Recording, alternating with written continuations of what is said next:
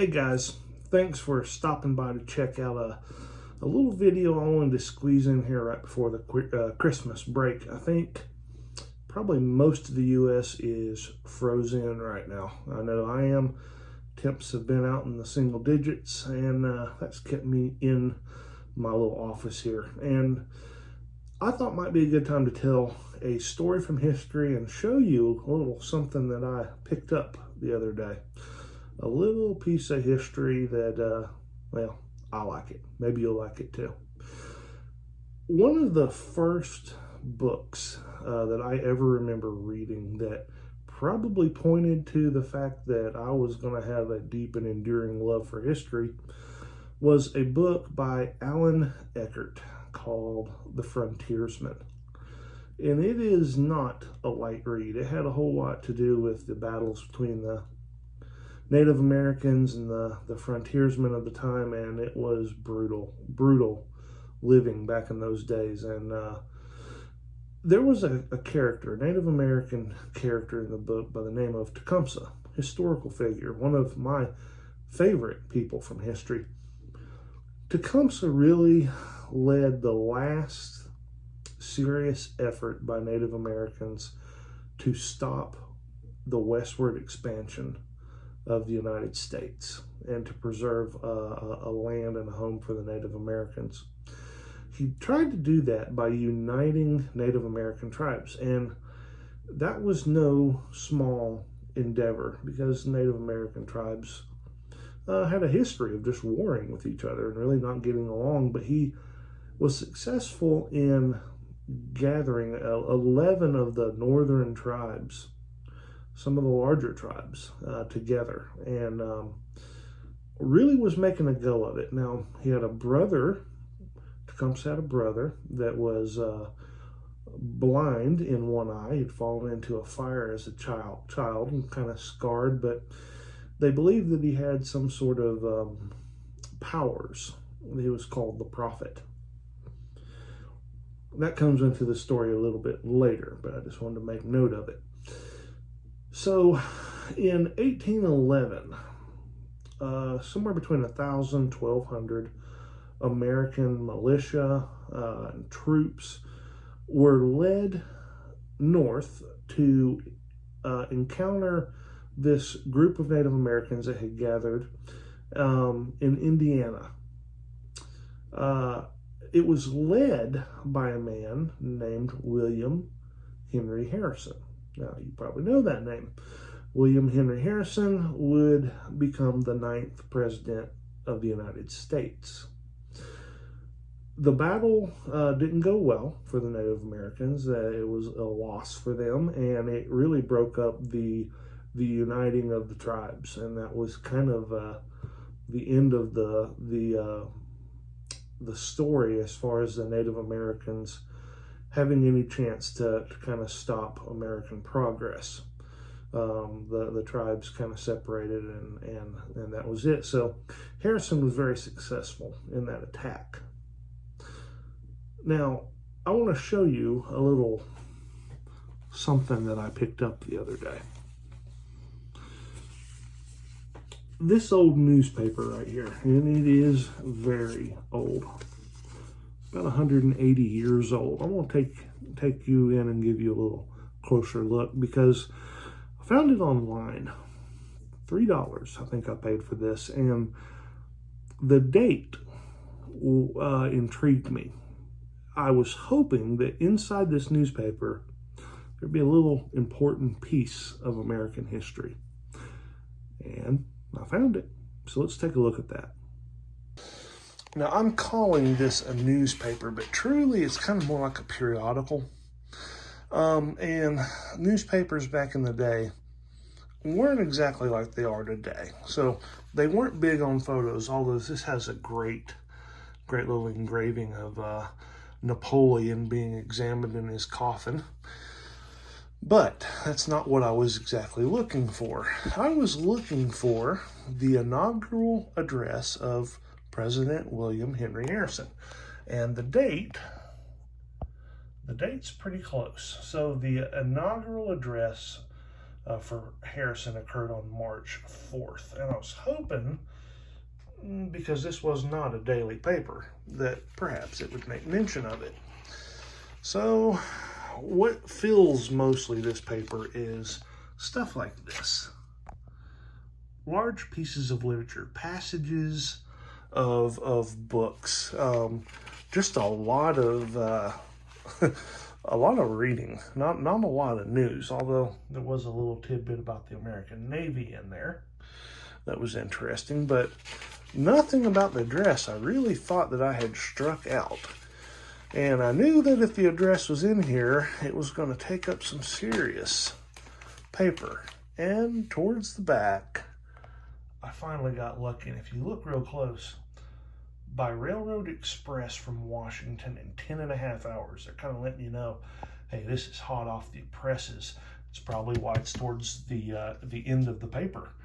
It really came in at the last minute under the wire. The inaugural address of President Harrison. Now, guys, I want you to take a look at this. And I'll be totally honest, not to get totally political here, but I had to chuckle thinking about the current state of the presidency. And yeah, can you imagine our current president having to read this off of a teleprompter? But not only this, it starts here.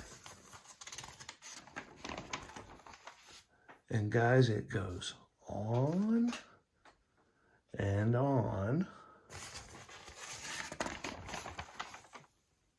and on. Over 8,000 words. It's the longest presidential inaugural address in U.S. history. So Harrison spent 2 hours speaking at his inaugural address. Why is that important? Well, it was long, and it was long intentionally. So Harrison, during this, is kind of a real dirty campaign against him and Van Buren.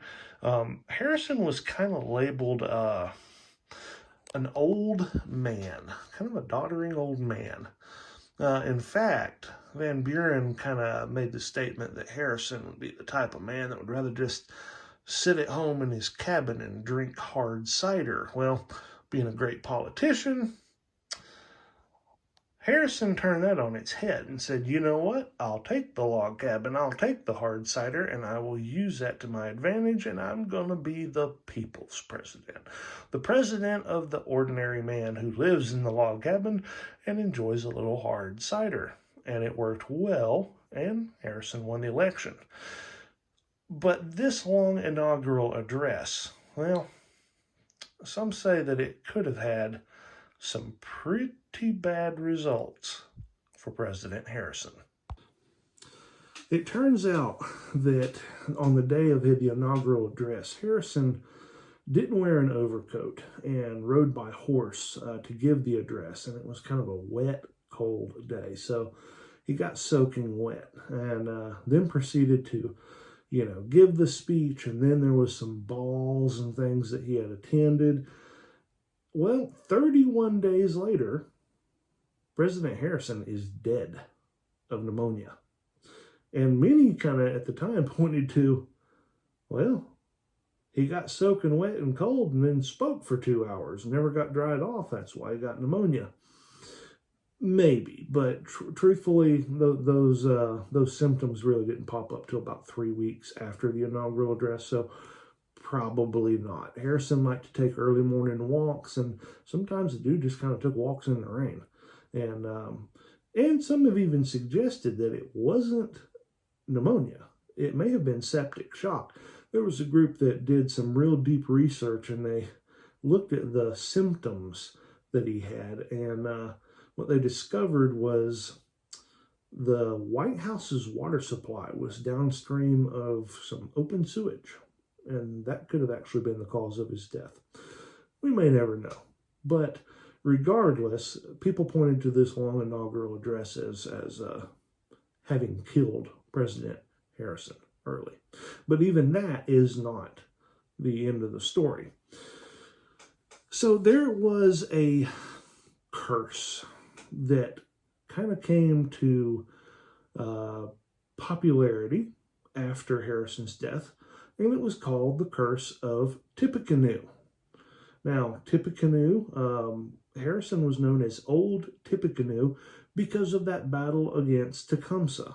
It occurred at a confluence of the Tippecanoe River and another river I don't remember the name of. And Tecumseh's brother, the prophet, had apparently cursed Harrison. So years later, Harrison becomes president and lasts for 1 month before dying. Some said, that was the curse of the prophet, coming into play there. Well, it started an interesting trend. Harrison was elected in 1860. And then, after William Henry Harrison, Harrison was elected in 1840. Then Lincoln was elected in 1860. And Lincoln died in office. And then in 1880, James Garfield died in office. And then in 1900, William McKinley died in office. And then in 1920, it was Harding who died in office. And then in 1940, it was Roosevelt who died in office. And then in 1960, John F. Kennedy died in office. You see the pattern? Every 20 years. Presidents elected in a year, divisible by 20, die in office. It was unbelievable. So by the time, especially, Roosevelt and Kennedy, historians had kind of picked up and said, man, what is going on here? Well, of course, after Kennedy, that trend ended. Ronald Reagan was elected in 1980, didn't die in office. George W. Bush in 2000 didn't die in office. And our current president, Joe Biden, elected in 2020. We'll see. Hopefully not. But I thought it was just a really, really kind of cool little story. All these little tidbits and this long inaugural address. President William Henry Harrison. I love these little stories from history. I'm such a nerd on these things. And when I get the chance, I like to tell you the stories. Maybe you're a nerd like me too. Maybe you learned a little bit. Anyway, I hope you guys have a very Merry Christmas. And I'll see you after the first of the year.